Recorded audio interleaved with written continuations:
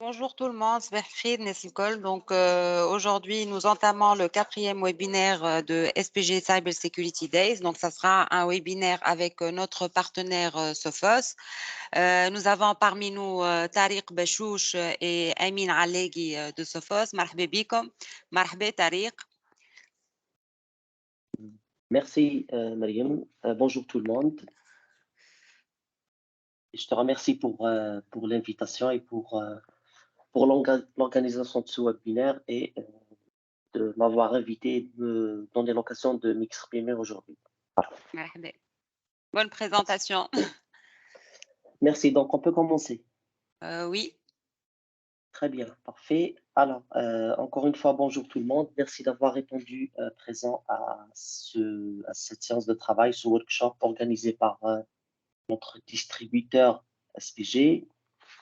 Donc aujourd'hui, je me présente à nouveau. Donc je suis Tariq Bachouch, ingénieur avant-vente chez Sophos et je m'occupe de l'Afrique francophone.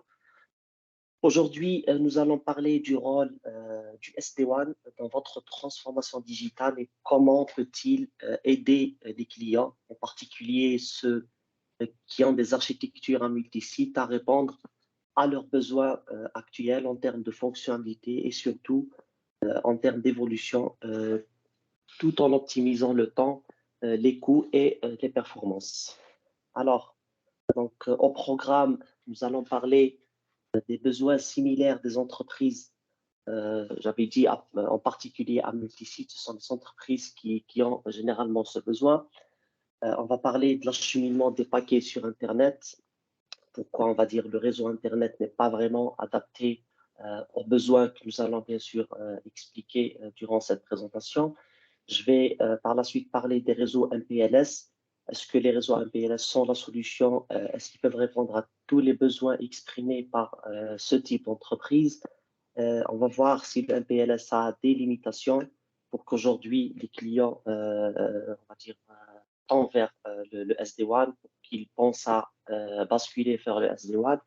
On va expliquer le fonctionnement du SD-WAN. C'est quoi le SD-WAN? Est-ce que c'est la solution optimale pour couvrir tous les besoins exprimés aujourd'hui par le client?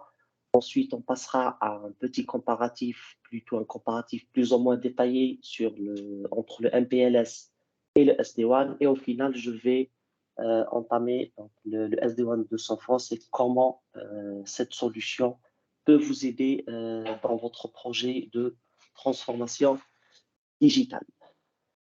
Alors, premier point à aborder lors de cette présentation, donc, ce sont les besoins similaires des entreprises. Donc, on a remarqué que toutes les entreprises, toutes les organisations qui ont des architectures à multi-sites ont pratiquement plusieurs besoins. Ces besoins, ils sont plus ou moins similaires. Donc, j'ai essayé ici on va dire, de résumer un petit peu ces besoins en 3 points qui sont très essentiels. Donc, le premier point, c'est les accès des utilisateurs à des applications qui peuvent être hébergées soit localement ou bien sur le cloud. Donc, je parle généralement des applications qui sont utilisées par les employés de la boîte afin d'effectuer leurs tâches quotidiennes. Certaines de ces applications peuvent être, bien la plupart, je dirais, sont généralement sensibles aux latences et nécessitent des performances bien particulières pour fonctionner correctement. Il y a aussi le besoin en termes de visibilité et administration complète de tous les sites de l'organisation de manière centralisée afin de pouvoir donner les accès aux applications de manière centralisée, de manière efficace et aussi en respectant les délais. Il y a aussi donc la possibilité d'évoluer et de mettre en place de nouveaux sites rapidement avec tous les accès nécessaires aux applications. Ça aussi, c'est un besoin très, très important qui est exprimé par la plupart des entreprises ou bien organisations en multi-sites aujourd'hui.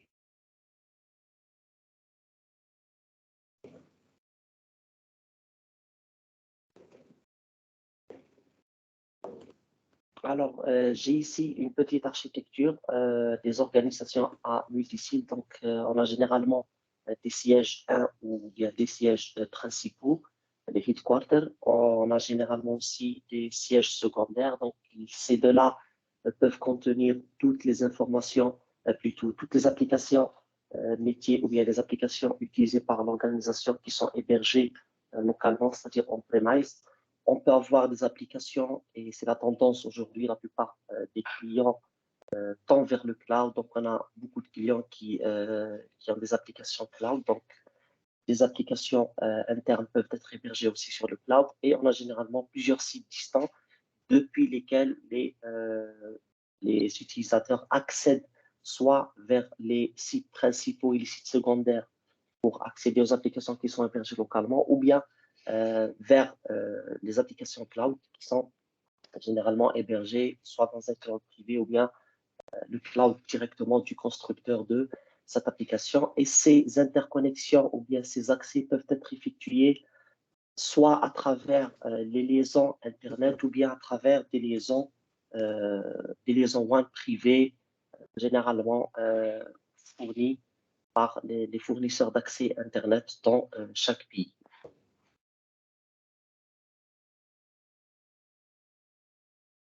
Alors, maintenant, avant de prolonger dans cette histoire de MPLS et d'SD-WAN et de voir le comparatif, je vais parler de l'acheminement des paquets sur Internet.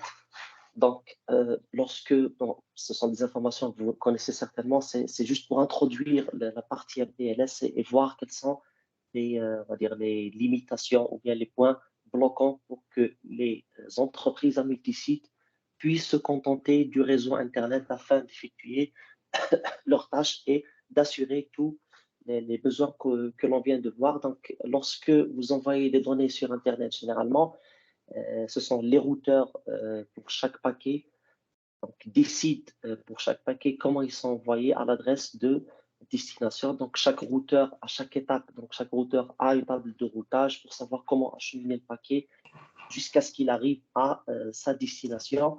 Donc, c'est on va dire, c'est ce fonctionnement-là on va dire, qui résulte, qui engendre des mauvaises performances pour les utilisateurs dans le cas que l'on vient de voir, des mauvaises performances pour les applications qui s'utilisent dans plusieurs sites de leurs organisations.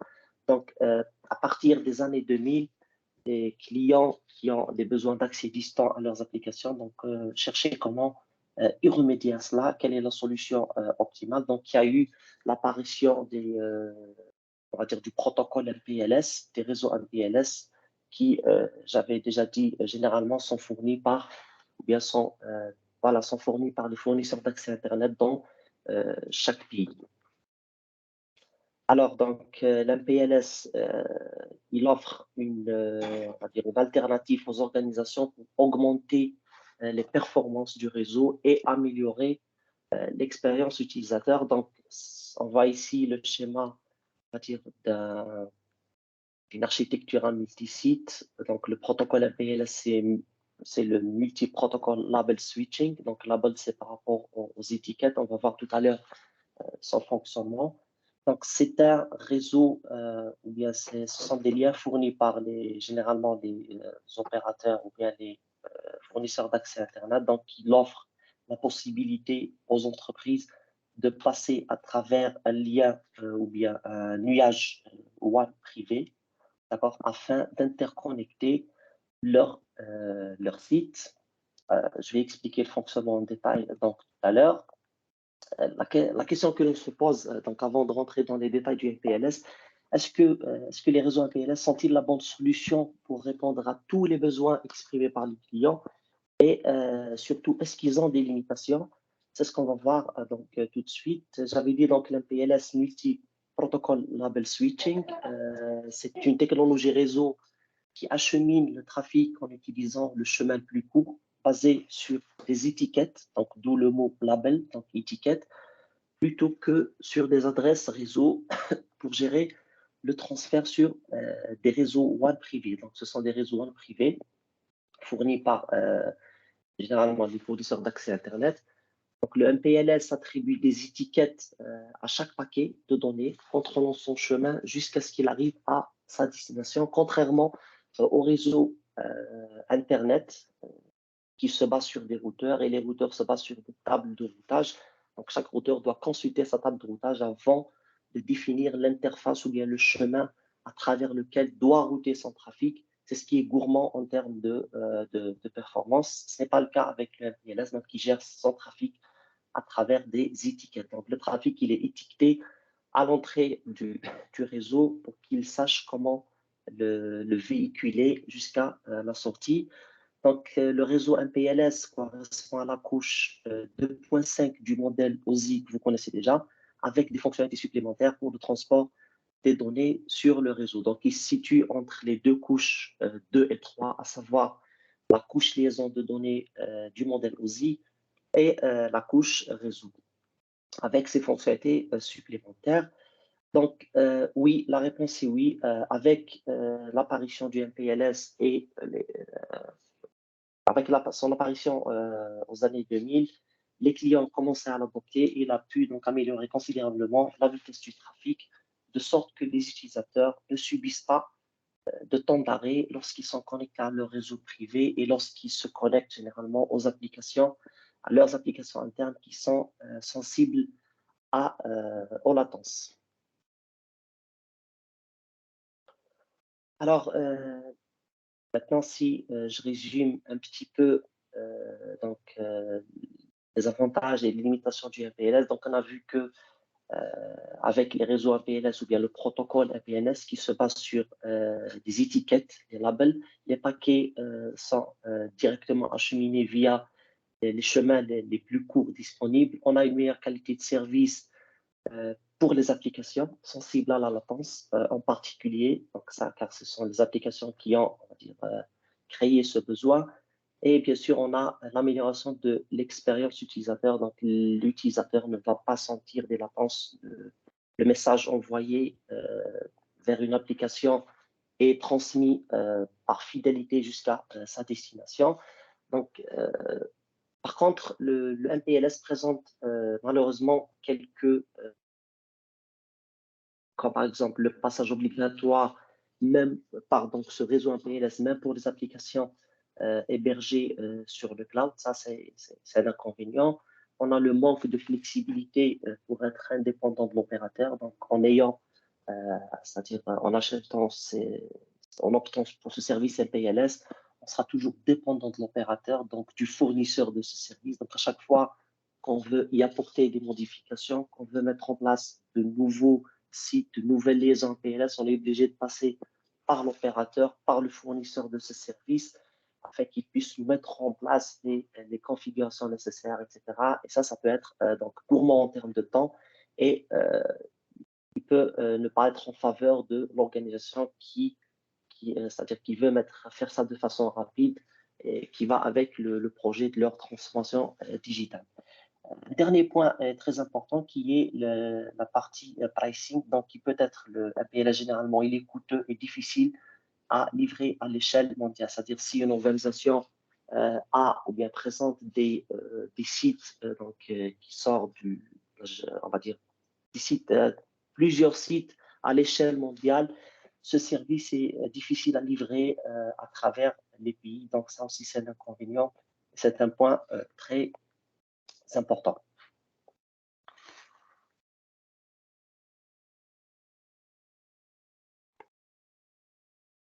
Alors, pour répondre on va dire à ces limitations, bien, ces contraintes présentes par le MPLS, question que l'on se pose, est-ce que le SD-WAN est la bonne solution pour remédier à ces limitations? C'est ce qu'on va donc voir tout de suite. Donc, le SD-WAN qui est Software Defined WAN, d'accord? Donc, c'est une solution qui permet d'établir une connectivité de bout en bout sur des grandes distances géographiques. Toujours, on parle bien sûr d'une architecture à multi-sites. Il peut donner aux utilisateurs des bureaux distants via des sites distants un accès flexible aux applications d'entreprise, que ce soit qui sont hébergés sur le cloud ou bien qui sont hébergés localement. Il donne aussi des accès flexibles à tous ces services pour travailler de façon indépendante, donc indépendamment de l'emplacement de de ce site. Le SD-WAN permet aussi de surveiller les performances des connexions WAN. Donc, si le client a supposé qu'il a un certain nombre de connexions WAN, donc le SD-WAN, donc la technologie SD-WAN, elle surveille les performances de chaque lien WAN donc séparément et gère intelligemment le trafic en fonction de ce qu'on appelle les SLA, donc en fonction de ces mesures, dans le but de maintenir des vitesses élevées et d'optimiser les connectivités et de toujours donner ou bien router ou bien acheminer le trafic via le lien WAN le plus optimal pour chaque type d'application. Voilà. Alors, un autre point, il y a aussi le SD-WAN. Donc, il y a, avec le SD-WAN, donc, il offre une gestion centralisée qui peut être gérée déjà dans le cloud, dans des consoles hébergées sur le cloud. Elle simplifie la configuration toujours du SD-WAN. Donc, il simplifie la configuration et le provisionnement des réseaux à grande échelle. Et donc, ce qui réduit considérablement la complexité opérationnelle, contrairement au PLS.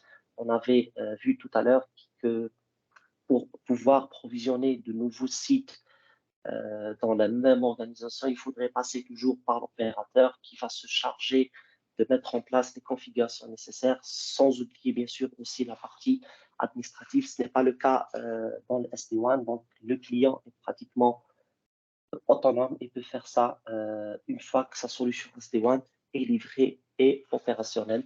Et avec tous ces points que l'on vient de voir sur le SD-WAN, des organisations, donc plutôt l'argument pour SD-WAN contre le MPLS, je peux vous dire qu'il est sans fin et les organisations peuvent toujours finir par choisir ce qu'on appelle par un modèle hybride des deux solutions, à savoir le SD-WAN et le MPLS, pour répondre à leurs besoins.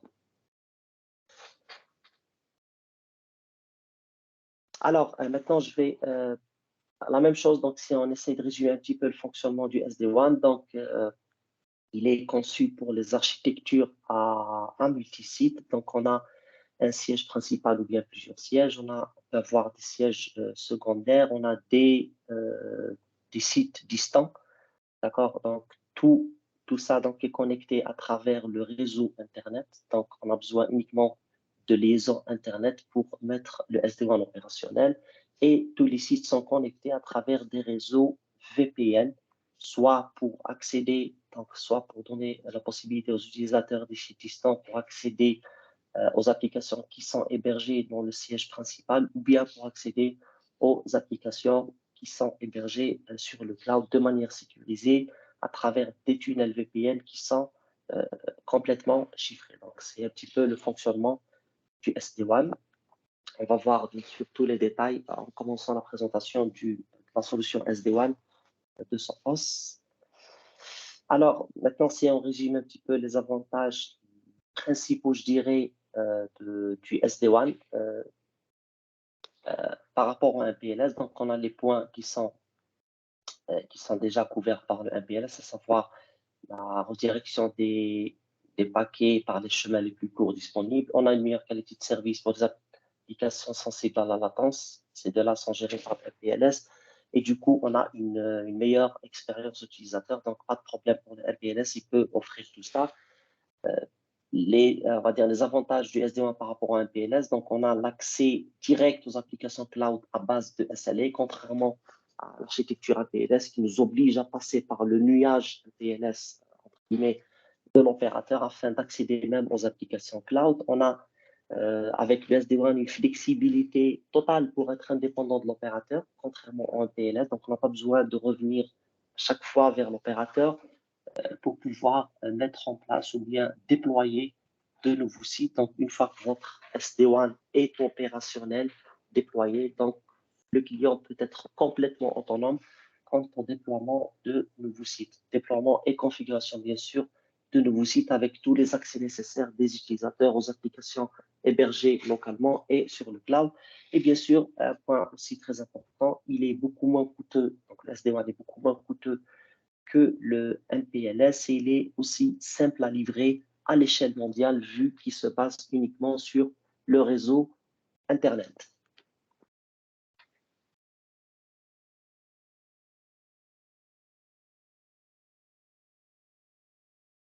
Alors maintenant, je vais passer à un comparatif plus ou moins détaillé entre on va dire, la technologie MPLS et la technologie SD-WAN. Ça va vous donner une idée du basculement qui est aujourd'hui souhaitable par la plupart des clients qui disposent d'une architecture en multisite. Donc, on va voir ça point par point. Donc, on a l'optimisation des accès pour une meilleure expérience utilisateur. On a vu que cela peut être assuré à la fois par l'MPLS et l'SD-WAN, donc il n'y a pas de problème. On a une meilleure qualité de service pour les applications sensibles à la latence. Ça aussi, il est géré donc par le MPLS et le SD-WAN, donc il n'y a pas de problème. La surveillance en temps réel des performances des connexions WAN, donc c'est un point qui est assuré par le SD-WAN et n'est pas par le MPLS. On a le provisionnement rapide de nouveaux sites distants. On peut l'avoir avec le SD-WAN, donc il est fourni par le SD-WAN, mais pas pour le MPLS.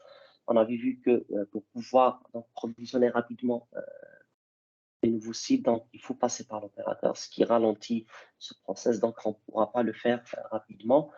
On a l'analyse pour la partie sécuritaire, c'est très important. Donc l'analyse des paquets contre les attaques et les malwares, donc il est peut-être fourni par le SD-WAN, donc tel que Sophos, donc qui fournit sur ces sites des pare-feux qui peuvent scanner le trafic avant donc qu'il passe vers d'autres sites. Contrairement au MPLS ou bien au service MPLS, lorsque ce service est fourni, il n'inclut donc aucune fonctionnalité ou bien aucun service qui permet d'inspecter les paquets contre les attaques et les malwares. Et si le client souhaite avoir, on va dire, cette couche de sécurité, il devra faire appel donc, à un autre éditeur ou bien à un autre service, et ce qui aussi peut rendre le réseau beaucoup plus complexe, surtout en termes de gestion.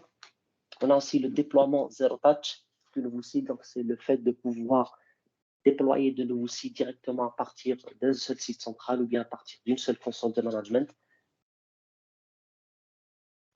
Pardon, ça aussi, on peut le faire avec le SD-WAN, donc, qui est donc fourni par le SD-WAN, mais pas par le MPLS, pour pouvoir déployer de nouveaux sites par le MPLS. Il faut impérativement passer par l'opérateur ou bien le fournisseur de ce service afin qu'il mette en place les configurations nécessaires. Il y a aussi, sans oublier bien sûr, la partie administrative. On a l'administration centralisée des accès aux différentes ressources et applications. Donc, on peut faire ça avec le SD-WAN à partir d'une seule console de management, depuis laquelle on pourra voir tous les sites de l'entreprise. Ce n'est pas le cas pour le MPLS. Donc, si un client souhaite avoir, on va dire, cette fonctionnalité, il devra encore donc, faire appel à notre éditeur ou bien à notre service et mettre en place une autre solution qui va lui permettre de regrouper tous ces sites dans une seule console, ce qui, encore une fois, ce qui peut rendre la gestion de tout ça très compliqué et qui n'est pas en faveur, bien sûr, du client. On a la flexibilité totale pour être indépendant de l'opérateur. Donc, ça aussi, ce n'est pas offert ou bien ce n'est pas inclus dans le MPLS, contrairement à SD-WAN, donc qui peut offrir cette fonctionnalité. Et bien sûr, en termes de coût, donc, le SD-WAN est beaucoup moins coûteux que le MPLS et il est simple à livrer à l'échelle mondialement, contrairement au MPLS qui ne peut pas offrir, on va dire, ce type de déploiement à l'échelle mondiale. Voilà, donc c'est un petit peu la comparaison entre les deux. J'ai mis ici les points essentiels en rapport avec on va dire généralement les besoins exprimés par les clients, soit ceux qui ont déjà le MPLS et qui veulent switcher vers le SD-WAN, ou bien ceux qui sont sur le point d'adopter l'une des deux technologies. Donc, il faut qu'ils sachent, qu'ils connaissent un petit peu la différence entre les deux pour qu'ils puissent faire, on va dire, le bon choix selon leurs besoins pour leur organisation.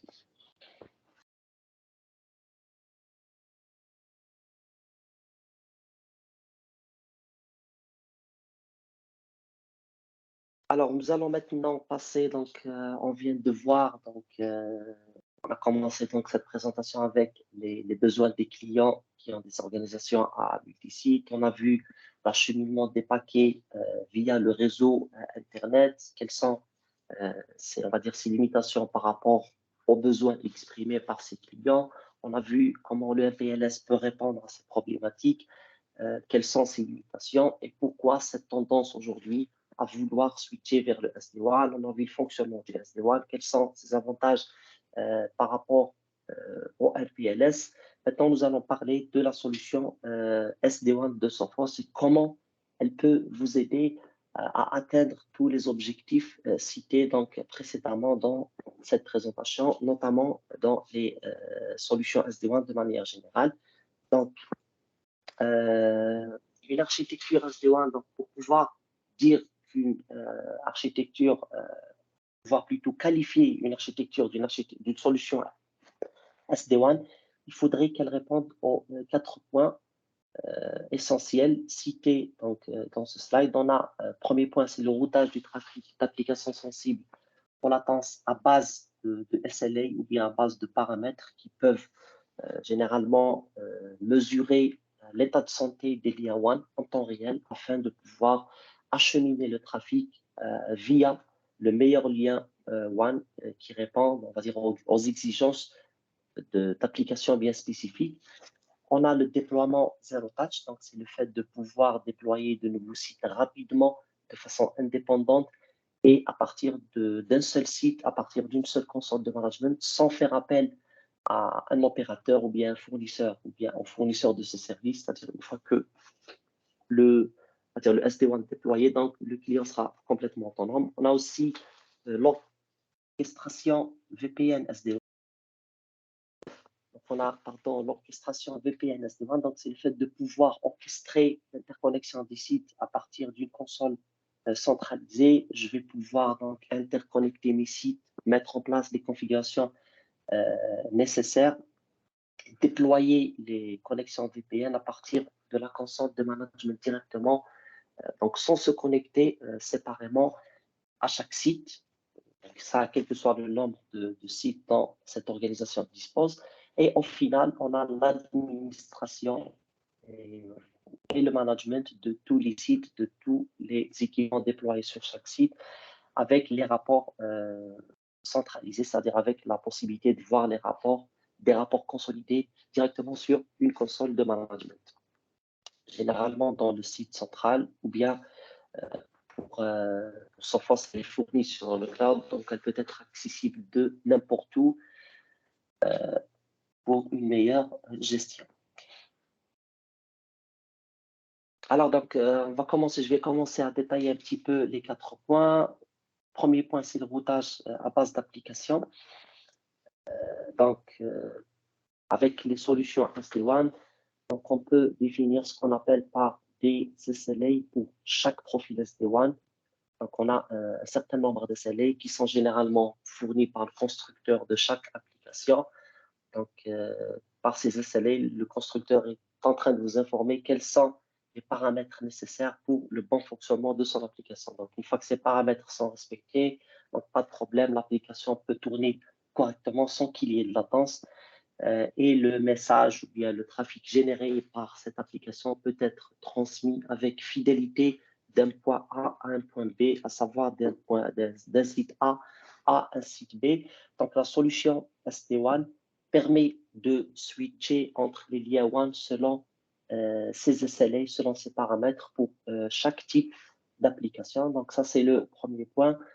Encore un point important toujours dans le routage à base d'application, on a la visibilité sur les performances SD-WAN. Donc, les solutions SD-WAN, généralement, celle de Sophos, en tout cas, elle fournit donc, une sorte de graphe pour ces paramètres et pour chaque lien WAN afin de donner une visibilité pour nos administrateurs, de mettre, on va dire, à jour les configurations mises en place. Toujours, l'objectif est d'optimiser au maximum le routage de trafic de ces applications entre les sites afin d'améliorer davantage l'expérience utilisateur. Alors, deuxième point, donc ça c'est le premier point. Le deuxième point, c'est le déploiement Zero Touch. Donc, c'est le fait de pouvoir déployer de nouveaux sites à partir du site central, à partir d'une console centralisée. En notre cas, donc j'avais dit que le pare-feu déjà est un élément essentiel dans l'architecture SD-WAN fournie par Sophos. Donc, dans le déploiement Zero Touch, on parle de rajout de nouveaux sites ou bien de rajout de nouveaux pare-feux, donc de nouveaux sites, et comment connecter. Donc, on arrive à connecter ces pare-feux directement à la console de management de manière centralisée en fournissant un fichier de configuration qui peut être envoyé vers les ingénieurs qui sont sur ce site, soit par email ou bien via une clé USB. Et en ayant cette configuration, le pare-feu peut démarrer avec et se connecter directement au site central afin de donner la possibilité à l'administrateur d'établir des tunnels VPN ou bien d'établir des liens de manière générale avec ce site et de donner les accès nécessaires aux utilisateurs de ce site vers les applications de l'organisation. Donc ça, c'est le deuxième point. Troisième point, c'est l'orchestration VPN SD-WAN. Donc c'est le fait de pouvoir créer des connexions, ou bien des groupes de connexions VPN directement à partir de la console Sophos centrale, ou bien à partir de la console de management centralisé, sans devoir donc se connecter indépendamment ou bien séparément à chaque site. Donc, et aussi, il permet bien sûr de faire le partage automatique des ressources de manière centralisée. Donc, je peux faire tout ça à partir d'une seule console centralisée, qui est la console Sophos centrale chez Sophos. Alors, troisième ou dernier point plutôt, donc on a l'administration et les rapports centralisés. Donc, on a l'administration centralisée, c'est le fait de pouvoir gérer, donc voir surtout donc, chaque site et pouvoir apporter les modifications nécessaires sur le pare-feu déployé sur chaque site, soit de façon indépendante pour chaque site ou bien en couchant des configurations sur des groupes ou bien des sous-groupes de pare-feu. On a donc une gestion de la file d'attente des tâches. Donc, une fois que les configurations sont poussées vers des sites ou bien des groupes de sites, on a la possibilité à partir de la console de management de suivre donc ces transactions en temps réel, voir le statut de chaque transaction en temps réel et voir le code complet de chaque transaction, donc à savoir donc la configuration de chaque élément dans votre organisation de manière séparée. On a aussi la gestion des backups et des firmware, c'est très important. Donc, je ne suis pas obligé de stocker un backup dans chaque site séparément. Je peux avoir ces backups directement sur la console de management centralisée.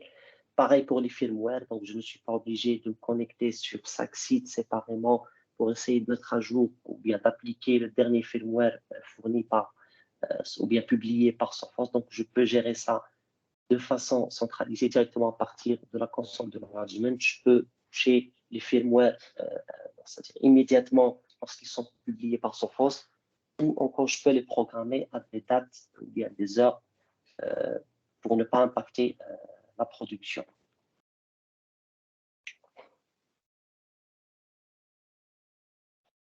Alors, toujours dans l'administration et les rapports centralisés, donc on vient de voir le côté surtout administration via management. On a aussi la possibilité d'avoir des rapports centralisés, donc toujours sur la console centrale, on peut avoir ce qu'on appelle des rapports consolidés.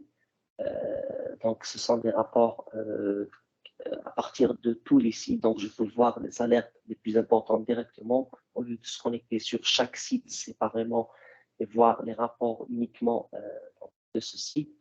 Donc, on a une vue globale des données sur les menaces du réseau et du pare-feu, donc les menaces détectées par les pare-feux, et ce qui nous aide à comprendre plus facilement l'état de santé de votre réseau. On a la synchronisation des politiques de groupe. J'avais déjà expliqué ça. Donc, c'est possible de créer des politiques de groupe. Donc, si on a une configuration qui est valable ou bien qui doit être appliquée sur tous vos sites, donc vous n'êtes pas obligé de la créer sur chaque site séparément. Donc, il suffit de la créer une seule fois et cette configuration sera synchronisée donc, sur un groupe de pare-feu et c'est tous les pare-feux qui vont hériter de cette configuration et vont l'appliquer localement sur chaque site. On a aussi donc la gestion des objets dynamiques. Donc, si par exemple, je vais donner un exemple très simple, vous êtes en train de configurer une interface Ethernet sur un pare-feu et vous voulez appliquer cette configuration sur le port 1 du site A, mais sur le port, on va dire 10 du site 2, sur le port 12 du site 3. Donc, ça peut être géré par ce qu'on appelle par les interfaces et les zones dynamiques qu'on a sur la console Sophos centrale. Voilà, plus ou moins, c'est ce que Sophos propose dans son architecture ou bien dans sa solution SD-WAN. Et on a vu qu'elle peut répondre à tous les points et à tous les besoins exprimés par les clients dans les solutions SD-WAN de manière générale.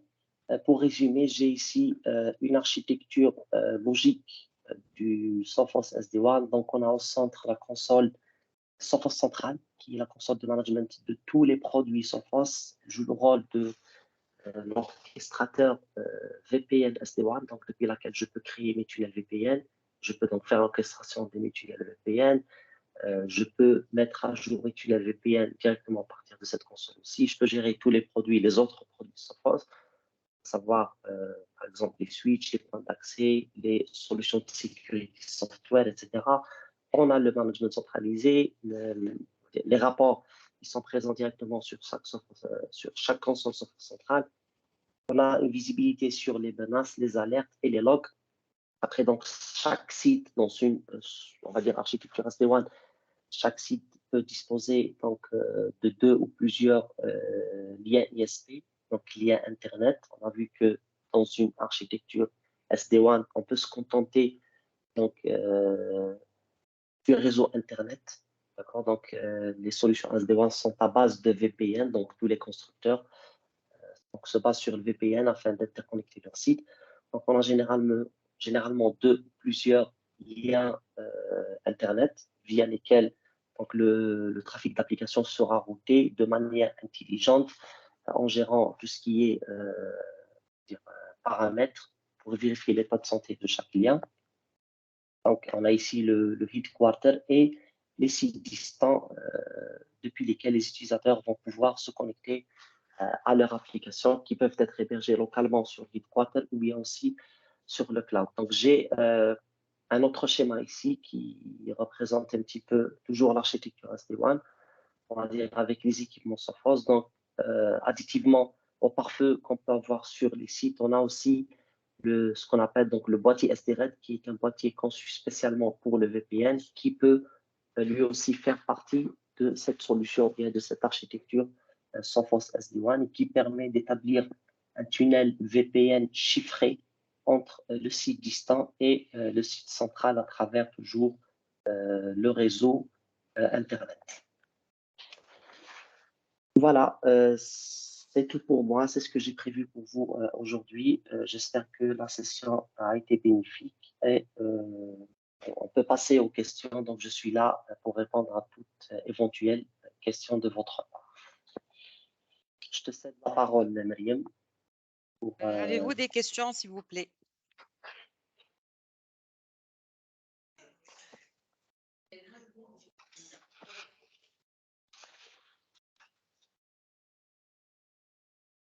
ne sais pas s'il y a des questions sur le chat. J'arrive pas, en tout cas. Alors, première question, chaque site doit avoir un firewall?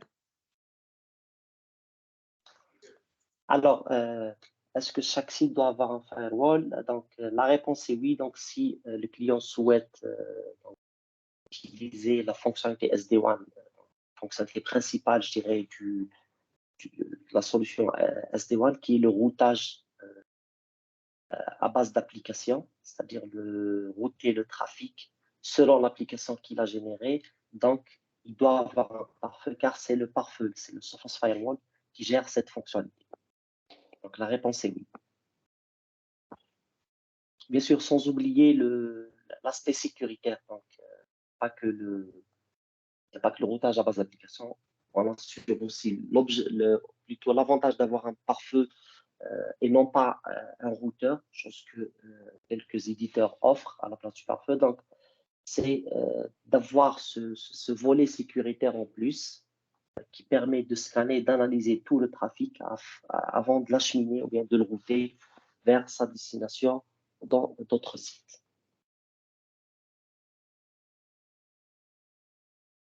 Il suffit d'avoir un pare-feu et une connexion VPN et SD-WAN est utilisateur itinérant. Pour chaque site doit avoir un firewall.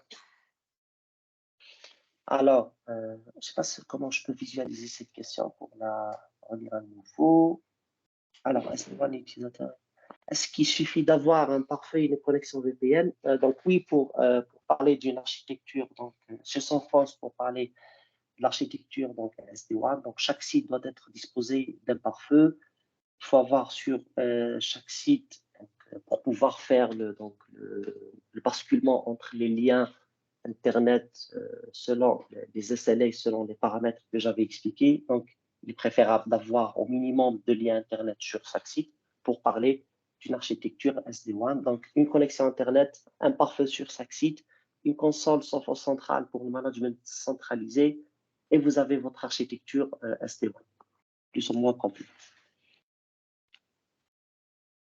Alors, je pense que c'est la dernière question. Le serveur de management peut être en local ou seulement sur le cloud Sophos central. Alors, chez Sophos, le serveur de management, c'est la console Sophos centrale et pour le moment, on l'a uniquement sur le cloud.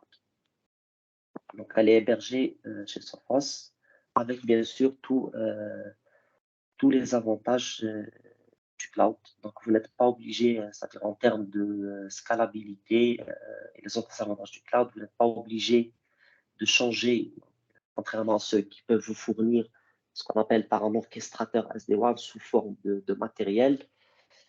Avec l'évolution de votre boîte, vous serez très probablement donc, obligé de changer cette appliance en ayant plus de sites au futur, contrairement à une console sur le cloud qui est flexible par rapport à ça. Donc, elle peut gérer 5 sites aujourd'hui et une centaine de sites demain sans aucun problème.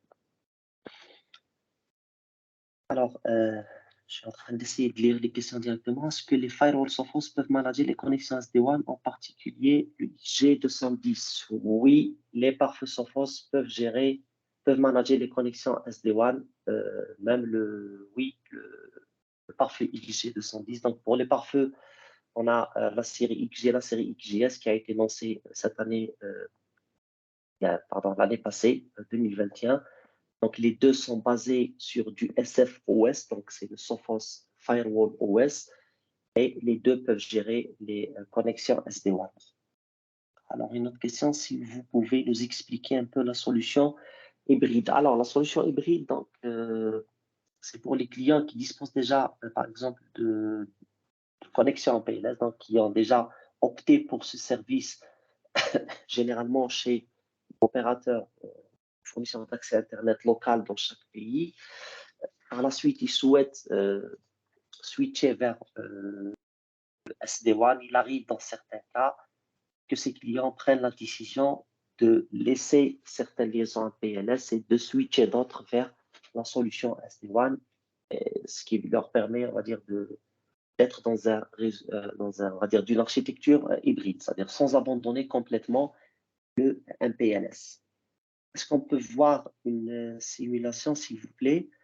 Oui, bien sûr, je peux vous faire une simulation. En tout cas, ce n'est pas prévu dans le cadre de cette présentation d'aujourd'hui, mais on va essayer d'organiser, même avec notre distributeur SPG, une simulation, une présentation technique, démonstration technique sur le SD-WAN. Ça va être donc à une date ultérieure. Comment assurer le routage intersite? Alors, le routage intersite, tout ça est géré donc par la table de routage du pare-feu, je dirais. Je ne sais pas si j'ai bien compris la question.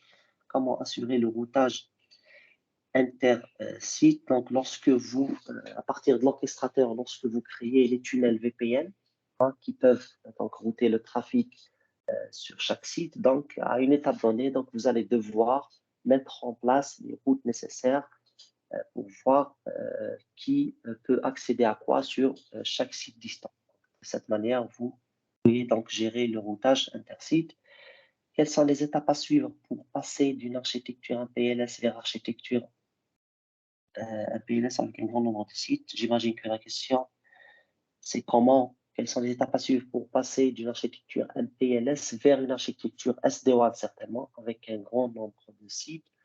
Alors, donc, il faut des étapes à suivre. Donc, donc, il faut bien déjà dimensionner la solution. Donc, on pourra vous aider à faire ça, bien sûr. Donc, moi-même ou bien même les ingénieurs de notre distributeur SPG sont qualifiés pour faire ce genre de travail. Donc, on peut vous aider à faire le dimensionnement.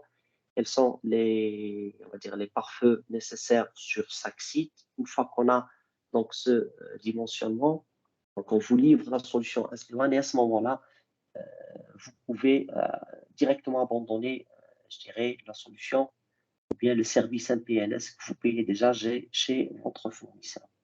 C'est quoi le mode de licensing pour bénéficier de la fonctionnalité SD-WAN?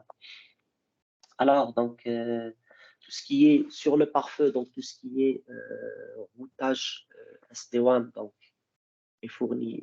Pour simplifier donc, la réponse à cette question, pour ceux qui ont déjà les pare-feux Sophos, donc il suffit d'avoir sur chaque site un pare-feu, un Sophos Firewall et une licence Extreme Protection. D'accord? Cette licence-là suffit donc pour avoir donc, tout ce qui est fonctionnalité SD-WAN sur le pare-feu et tout ce qui est orchestration SD-WAN sur la console Sophos centrale.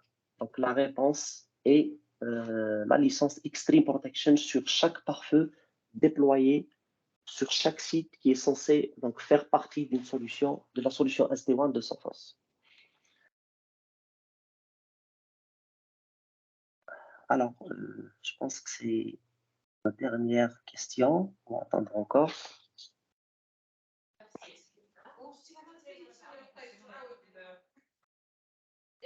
Comment SD-WAN? Alors, une autre question, je viens d'avoir une autre question. Comment SD-WAN est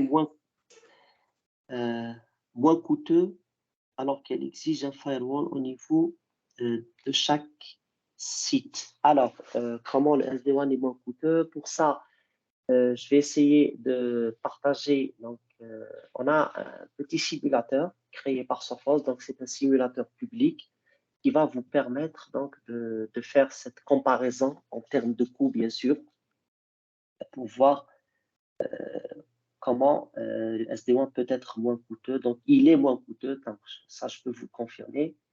Je vais essayer de partager cet outil avec notre distributeur et il va partager ça avec toute l'audience pour que vous puissiez faire cette comparaison. Donc, c'est un outil qui permet de faire directement la comparaison entre ce que vous avez actuellement en MPLS et quel est, on va dire, comment le SD-WAN donc, va réduire les coûts que vous payez, soit annuellement ou bien mensuellement. Merci, Tarek. Merci tout le Oui, monde d'avoir participé à ce webinaire. Donc, une date pour une démonstration technique sur SD-WAN. On se retrouve, Inch'Allah, avec un deuxième webinaire Sophos lundi prochain, donc le 25 avril. Le facteur humain au centre de votre stratégie de cybersécurité. Donc, les SPG Cyber Security Days continuent. Demain, même heure à 10 heures, on se retrouve avec notre partenaire Indeed ID pour une présentation sur la gestion des accès privilégiés contre les menaces numériques. Voilà, merci encore une fois. Bonne journée et Inch'Allah à demain. merci tout le monde. Merci, Myriam. Merci.